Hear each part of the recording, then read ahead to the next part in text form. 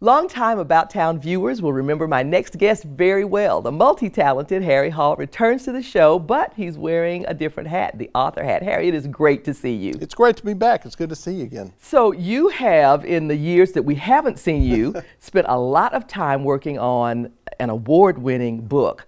What's the title of the book, and who were these ladies? It's called The Pedestriennes, America's Forgotten Superstars, and from 1876 to 1881, a small group of women endurance walkers toured the country, putting on long-distance walking exhibitions and contests, and if they were successful, they could make a ton of money, and if they were failures, then they went home penniless. Wow, endurance walkers. Yep. I have never heard of that and never heard of them. How in the world did you find them? Originally, I was working on a book about the history of American women distance runners, which, distance running is my background. I've completed 2 Boston marathons and coached at the University of Dallas for a long time. And then one day I just stumbled across this story of these pedestriennes, specifically a story where a woman named Ada Anderson, who was a failed British actress, became a successful walker in England. She came to America to a place called Mozart Garden in Brooklyn, which is at the base of what is now the Brooklyn Bridge. It's a drugstore now. And she announced that she was going to walk a quarter mile every 15 minutes for a month. So she walked 2,700 quarter miles, 2,700 quarter hours, and at no point during that month-long walk did she get more than a 10-minute break. And originally, when she started, not very many people came out. But toward the end, the place was just packed. In a building that held 1,000 people, there were 2,000 jammed into it. The Brooklyn Eagle said people were packed so tightly they couldn't raise their arms above their heads. There were hundreds more lined up outside, clamoring to get in.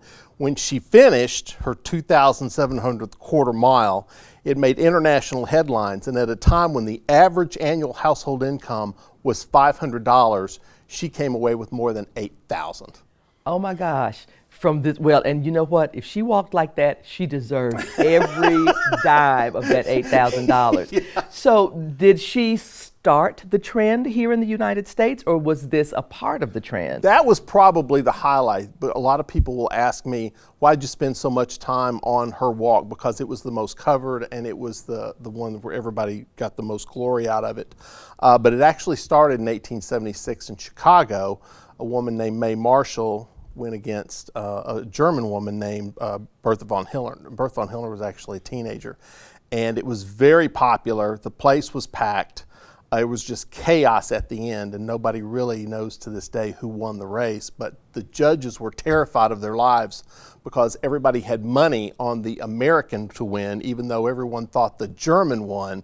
But the judges knew if we declare the German the winner, then this whole place is coming down. So they declared just arbitrarily, okay, we're going to make Mae Marshall the winner, and we're hightailing it out of here. Oh my gosh. So that was the first race, but she came away with $1,000. Yeah. So there's scandal, there's intrigue, there's the stories of these wonderful women. How did a story like this get lost in history? That's a really good question. Sports becomes popular over a period of time. Baseball didn't get popular until, for several generations. And this was only around for about 5 years, and it just collapsed on itself. And there were overreaching rivalries. There was an extortion attempt that led to a murder. There was an extortion attempt that led to a suicide. There was a murder, race-fixing graft. Everything that makes American sports great, they had back then. And everybody was kind of fed up with the pedestrians when about 1881, and it just kind of vanished.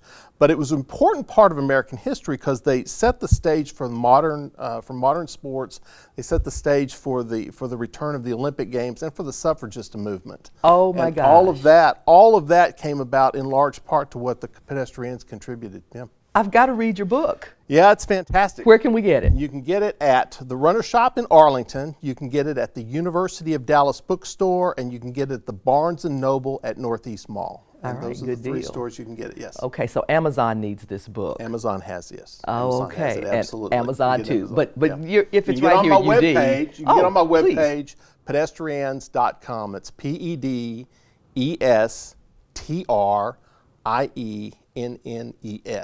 Pedestriennes.com. You can order it there. Fantastic. Harry, thank you so much, and congratulations. I know this is an award-winning book and really the accomplishment of a lifetime. Thanks. Yeah, thank you.